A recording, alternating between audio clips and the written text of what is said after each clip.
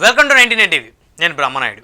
ఇకపోతే ఆంధ్రప్రదేశ్ రాష్ట్రానికి సంబంధించి శ్రీశైలం ఎమ్మెల్యే బుడ్డా రాజశేఖర్ రెడ్డి ఆయన అటవీ శాఖ అధికారుల మీద దాడికి పాల్పడిన ఘటనతోటి ఆంధ్రప్రదేశ్లో మరి కూటమి ప్రభుత్వ పెద్దలు ఒక్కసారిగా ఫైర్ అయ్యారు. మరి అటవీ శాఖ మంత్రిగా ఉన్నటువంటి ఉప ముఖ్యమంత్రి పవన్ కళ్యాణ్ గారికి మరి అటవీ అధికారులు ఆ విషయాన్ని చేరవేశారు. ఆ విషయాన్ని ఎప్పుడైతే చేరవేశారో ఉప ముఖ్యమంత్రి అదేవిధంగా పంచాయతీరాజ్ అటవీ శాఖ మంత్రిగా ఉన్నటువంటి పవన్ కళ్యాణ్ గారు మరి పెద్ద ఎత్తున ఆయన స్పందించారు. అదేవిధంగా ఆయన ఒక ట్వీట్ కూడా చేశారు. శ్రీశైలం అటవీ ప్రాంతంలో విధి నిర్వహణలో ఉన్న అటవీ శాఖ ఉద్యోగులతో ఘర్షణకు దిగి దాడికి పాల్పడ్డ ఘటన గురించి శాఖ ఉన్నతాధికారులు వివరించారు. ఈ ఘటనల్లో శాసనసభ్యులు ఆయన అనుచరుల ప్రమేయంపై విచారించి సవివరంగా నివేదిక ఇవ్వాలని ఆదేశించాను. బాధ్యులపై నిబంధనల ప్రకారం కేసులు నమోదు చేయాలని స్పష్టం చేశాను. అదేవిధంగా చట్టాలను అతిక్రమించి క్రిమినల్ చర్యలకు పాల్పడిన ఏ స్థాయిలో ఉన్నవారినైనా ఉపేక్షించకూడదని, ఇందుకు ప్రధానమంత్రి అయినా ముఖ్యమంత్రి అయినా ఒకటే అని, అరెస్ట్ అయిన 31వ రోజు పదవి కోల్పోయే చట్టం తీసుకురాబోతోంది గౌరవ ప్రధానమంత్రి శ్రీ నరేంద్ర మోదీ గారి నాయకత్వంలోని కేంద్ర ప్రభుత్వం. మేం తప్పు చేసిన బాధ్యులను చేయమని రాష్ట్రంలో గౌరవ ముఖ్యమంత్రి శ్రీ చంద్రబాబు నాయుడు గారు, నేను కూడా శాసనసభలో స్పష్టంగా చెప్పాము. నిబద్ధతతో నియంత్రణతో విధులు నిర్వర్తిస్తున్నాము. కాబట్టి ప్రజా జీవితంలో ఉన్నవారు ముందుగా తమను తాము నియంత్రించుకోవాలి.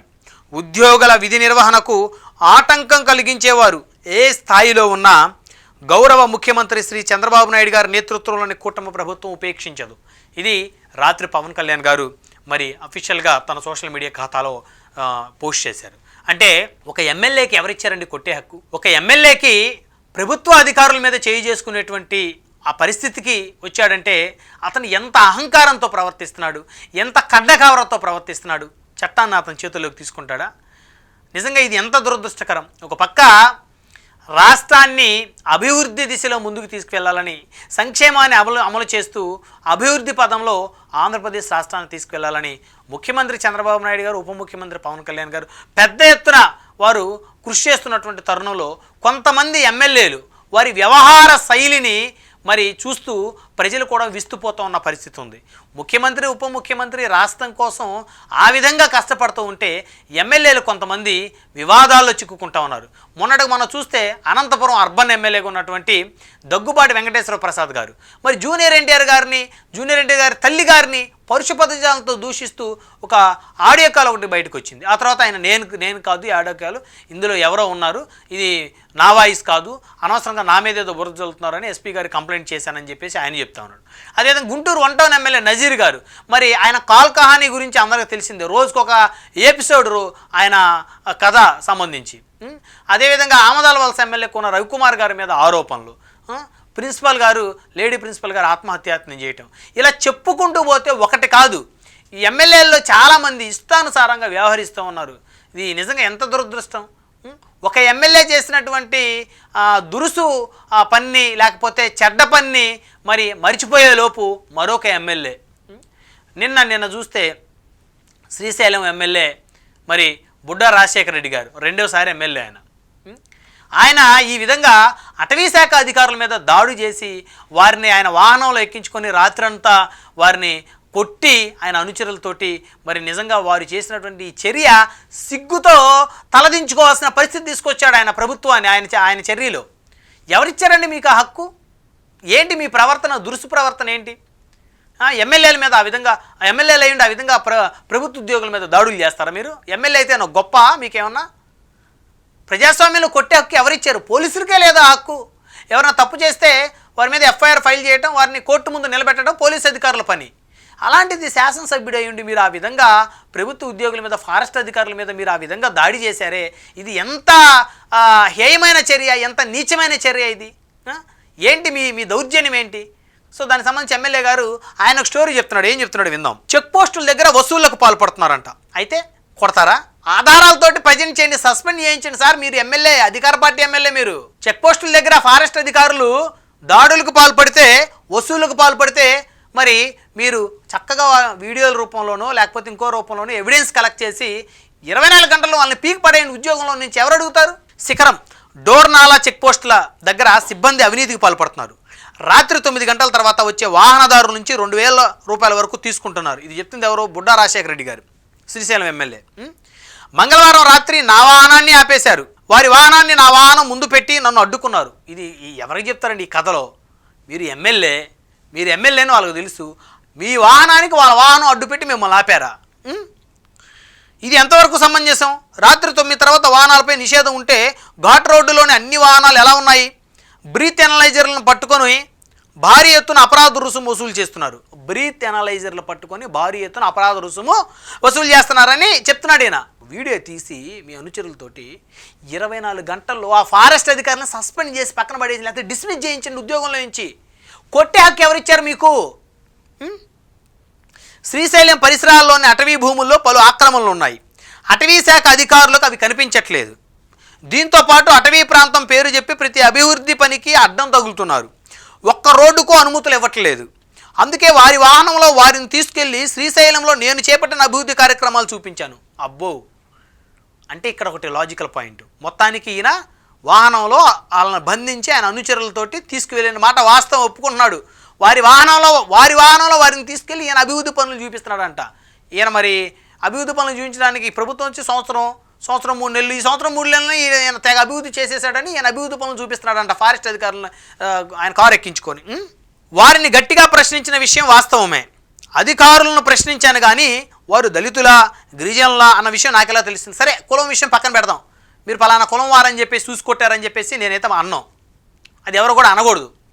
కానీ మీరు అధికారులమే చేసుకున్నారా లేదా? ప్రభుత్వ ఉద్యోగులు అంటే మీకు అసలు గౌరవం ఉందా? ప్రభుత్వంలో ఎమ్మెల్యే అయ్యింది మీరు. అటవీ శాఖ అధికారులు నాపై దుష్ప్రచారం చేస్తున్నారు. నేను కూడా విలేకరుల సమావేశం పెట్టి వాస్తవాలు వివరిస్తాను. వివరించండి, ఎవరున్నారు మిమ్మల్ని? ఇక్కడ ఒక బాధ్యతాయుతమైనటువంటి ఎమ్మెల్యే పదవిలో ఉన్న మీరు చేసినటువంటి ఈ పని వల్ల చంద్రబాబు నాయుడు గారికి, పవన్ కళ్యాణ్ గారికి ఈరోజు చెడ్డ పేరు వస్తూ ఉంది మీ వల్ల. నిజంగా బ్రీత్ ఎనలైజర్లు పెట్టి అపరాధ రుసుము వసూలు చేస్తే ఒక వీడియో తీసి చూపించి తెల్లారి పొద్దున్న సస్పెండ్ చేయించండి వాళ్ళని. ఇమీడియట్గా వారి మీద యాక్షన్ తీసుకునేలా చేయండి. మీరు అధికారులు తప్పు చేస్తుందని ఎవిడెన్స్ కలెక్ట్ చేసి మరి ఆ అటవీ శాఖ మంత్రిగా ఉన్న పవన్ కళ్యాణ్ గారు ముందు పెడితే అవినీతి పరులు అయినటువంటి అధికారుల్ని ఆయన ఉపేక్షిస్తాడా? 5 నిమిషాల్లో సస్పెండ్ చేసి పడేస్తాడు. చంద్రబాబు నాయుడు గారు ఉపేక్షిస్తారా? 2 నిమిషాల్లో సస్పెండ్ చేసి పడేస్తాడు. లోకేష్ గారు ఉపేక్షిస్తారా? నిమిషంలో సస్పెండ్ చేస్తాడు ఆయన. మీరు మీ చేతుల్లోకి తీసుకున్న చట్టాన్ని అసలు అటవీ అధికారుల్ని వారు రేత్రి పగల్లో కాపలాగాసి ప్రజల కోసం వాళ్ళు ఆ విధంగా పనిచేస్తున్నటువంటి అటవీ శాఖ అధికారుల మీద మీ అనుచరులతో కలిసి మీరు దాడి చేశారే, ఎంత దుర్మార్గం ఇది! ఒక ఎమ్మెల్యే అయ్యండి, ఒక శాసనసభ్యుడు అయ్యండి, మీరా ఒక చట్టసభకి ఎన్నికైనటువంటి వ్యక్తులు. ఒకప్పుడు చట్టసభలకి ఎంతో గొప్ప గొప్ప గుణవంతులు, మేధావులు వెళ్ళేవాళ్ళంట. మరి ఇప్పుడు మీలాగా రౌడీజం, దౌర్జన్యం చేసేవాళ్ళు వెళ్తున్నారు. తప్పు కదా ఇది ఎమ్మెల్యే గారు. మీ వల్ల పవన్ కళ్యాణ్ గారికి చెడ్డ పేరు వస్తుంది. ఇప్పుడు ఆయన అటవీ శాఖ మంత్రిగా ఉన్నాడు. ఆయన శాఖలో ఉన్నటువంటి ఉద్యోగులు మీరు ఆ విధంగా కొట్టారు మీరు. సో మరి ప్రభుత్వం ఏం చర్య తీసుకుంటుందో అని సర్వత్రా అందరూ కూడా ఉత్కంఠగా ఎదురు చూస్తున్నారు. ఎందుకంటే ఖచ్చితంగా ఈ విధంగా దురుసుగా, అహంకారంగా ప్రవర్తిస్తూ ప్రభుత్వ ఉద్యోగుల్ని ఇబ్బందులు పెడుతూ వారి మీద దౌర్జన్యాలు చేస్తూ దాడులు చేస్తున్నటువంటి వారిని కఠినంగా శిక్షించాలని చెప్పేసి యావత్ ఆంధ్ర రాష్ట్రం కోరుతుంది. ఇప్పుడు బుడ్డా రాజశేఖర రెడ్డి గారు సంబంధించి ఆయన దాడులు చేసినటువంటి వీడియోలు కానీ, విజువల్స్ కానీ అన్నీ కనబడతా ఉన్నాయి. అధికారులు ఏ అధికారి ఏమంటే ఎవరైనా ప్రభుత్వ ఉద్యోగి నన్ను కొట్టాడండి పలానా వ్యక్తి అని చెప్పేసి సిగ్గు లేకుండా ఎవరైనా చెప్పుకుంటారా? కొట్టకుండా కొట్టారని వాళ్ళ ఆత్మగౌరవం, ఆత్మాభిమానానికి సంబంధించింది కదా. సో మీ మీద అబద్ధం ఎందుకు చెప్తాడు? ఎమ్మెల్యే కొట్టాడని చెప్తే ఏమన్నా వాళ్ళకి ఏమన్నా డబ్బులు వస్తాయా? లేకపోతే ఏమైనా ప్రమోషన్లు వస్తాయా? ఎంత దుర్మార్గమైన చర్య ఇది! ప్రజాప్రతినిధిగా ఉండి ఖచ్చితంగా ఈ యొక్క శ్రీశైలం ఎమ్మెల్యే బుడ్డా రాజశేఖర రెడ్డి గారి మీద ముఖ్యమంత్రి చంద్రబాబు నాయుడు గారు, అదేవిధంగా ఉప ముఖ్యమంత్రిగా, పంచాయతీరాజ్ శాఖ మంత్రిగా, అటవీ శాఖ మంత్రిగా ఉన్న పవన్ కళ్యాణ్ గారు చర్యలు తీసుకునేందుకు సిద్ధమవుతున్నట్టే తెలుస్తోంది. ఆ క్రమంలో భాగంగా ఈరోజు అంటే ఆగస్టు 21, 2022వ తారీఖున జరిగినటువంటి క్యాబినెట్ మీటింగ్లో కూడా ఈ యొక్క కొంతమంది ఎమ్మెల్యేల యొక్క పనితీరు, వాళ్ళ యొక్క వ్యవహార శైలి కూడా చర్చకు వచ్చిందంట. ఆ క్యాబినెట్ మీటింగ్ అయిపోయిన తర్వాత చంద్రబాబు నాయుడు గారు మంత్రులందరితో కూర్చొని, ముఖ్యమంత్రి, ఉప ముఖ్యమంత్రి, మిగతా మంత్రులతో కూర్చొని చాలా సీరియస్గా మాట్లాడారంట. సో ఖచ్చితంగా వీళ్ళ మీద ఇక చర్యలు తీసుకునేందుకు ముఖ్యమంత్రి సిద్ధంగా ఉన్నట్టయితే స్పష్టంగా తెలుస్తుంది. నిజంగా ఇది నిజంగా చాలా దుర్మార్గమైన, హేయమైన చర్య. ఒక ఎమ్మెల్యే ప్రభుత్వ ఉద్యోగుల్ని దారుణంగా రాత్రుల్లా కొట్టడం, చిత్రహింసలు పెట్టడం అనేది యావత్ ప్రజానీకం కూడా ఖండిస్తూ ఉంది. దీని మీద విచారణ వేగవంతంగా జరగాలి. విచారణ అంటే మళ్ళీ ప్రభుత్వం గద్దె దిగేంత వరకు, అంటే 5 సంవత్సరాలు అయిపోయి మళ్ళీ ఎన్నికలు వచ్చేంత వరకు కాకుండా త్వరగా విచారణ జరిపి ఈ విధమైనటువంటి చర్యలకు పాల్పడినటువంటి ప్రజాప్రతినిధుల మీద చర్యలు తీసుకుంటేనే ఈ ప్రభుత్వం ఖచ్చితంగా ప్రజల మన్ననలు పొందగలుగుతుంది. ఎందుకంటే ఇలాంటివి వచ్చినప్పుడు అందరూ పార్టీలకు అతీతంగా మాట్లాడాలి. ఇది తప్పు, ఇది హేయమైన నీచమైన చర్య. ఇది ఇలా ఫారెస్ట్ అధికారులను కొడతారు, రేపు రెవెన్యూ అధికారులను కొడతారు, ఎల్లుండి పోలీసులను కొడతారు. ఇంకేంటండి ఈ ప్రజాస్వామ్యమైనా? ఇది ప్రజాస్వామ్య దేశమా ఇది? ఈ విధమైనటువంటి చర్యలు చట్టాలు చేసేటువంటి చట్టసభలకు ఎన్నికైనటువంటి వారే ఈ విధంగా చేస్తూ ఉంటే ఇంకెక్కడ రక్షణ ఎక్కడ? సో కాబట్టి ఈ ఎపిసోడ్ అయితే చాలా సీరియస్ ఎపిసోడ్గా పరిగణించాలి. ప్రభుత్వానికి ఇలాంటి సంఘటనలు జరిగితే ఈ విధమైనటువంటి శాసనసభ్యుల వల్ల ప్రభుత్వానికి ఒక మాయని మచ్చ వస్తుందనేది ఖచ్చితంగా చెప్పొచ్చు.